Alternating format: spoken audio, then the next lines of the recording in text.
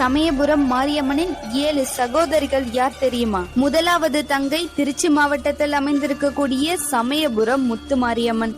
இந்த மாரியம்மன் பல நோய்களை போக்கும் கசப்பு சுவையுடைய வேப்ப மரத்தை கொண்டு தன் பக்தர்களை காத்து வருகிறாள். இரண்டாவது தங்கை திருச்சி மாவட்டம் லால்குடியை சேர்ந்த அன்பில் முத்து மாரியம்மன். இந்த கோவிலில் கண் குறைபாடு உள்ளவர்களுக்கு பூசாரியால் பச்சிலை மூலிகளால் ஆன சாறு கண்களில் பிழிந்துவிடப்படுகிறது. இந்த மாரியம்மனின் சக்தியால் ஏராளமான பக்தர்களின் குறைபாடு நீக்கப்பட்டுள்ளது. மூன்றாவது தஞ்சைக்கு கிழக்கே உள்ள புன்னைநல்லூர் முத்து மாரியம்மன். தஞ்சையை ஆண்ட சோழ பேரரசர்கள் தஞ்சையை சுற்றிலும் 8 திக்குகளும் எண்வகை சக்திகளை காவல் தெய்வமாக அமைத்தார். அவ்வாறு அமைக்கப்பட்ட சக்தியே புன்னைநல்லூர் மாரியம்மன். அம்மையால் பாதிக்கப்பட்டவர்கள் பிரார்த்தனைக்காக இங்கு தங்கியிருந்து குணமடைந்து செல்கின்றனர். அடுத்தது புதுக்கோட்டை மாவட்டத்தில் நார்த்தமலை என்கின்ற ஊரில் அமைந்துள்ள நார்த்தமலை முத்து மாரியம்மன். நீண்ட காலமாக உடலில் பல வியாதிகள் ஏற்பட்டு அவதிப்படுபவர்கள் இக்கோவிலில் அக்கனி காவடி எடுத்து வழிபட நோய்கள் தீருவதாக பக்தர்கள் கூறுகின்றனர்.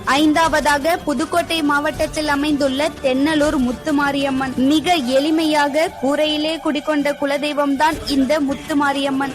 அடுத்தது புதுக்கோட்டை மாவட்டத்தில் அமைந்துள்ள கொன்னையூர் முத்து மாரியம்மன். இந்த அம்மன் மைய பகுதியில் கோவில் கொண்டு நாலா திசையிலும் உள்ள மக்களையும் காடு கரைகளையும் கால்நடைகளையும் காத்து வருகிறாள். ஏழாவதாக திருவையாற்றிற்கு அருகில் குடமுருட்டி ஆற்றின் தென்கரையில் அமைந்திருக்கும் வீரசிங்கம் பேட்டை முத்து மாரியம்மன். பொதுவாக மாரியம்மனின் அக்கால் தங்கை 7 பேர் என்பர். அவர்களில் கடைசி தங்கைதான் வீரசிங்கம் பேட்டையில் வீற்றிருப்பவள்.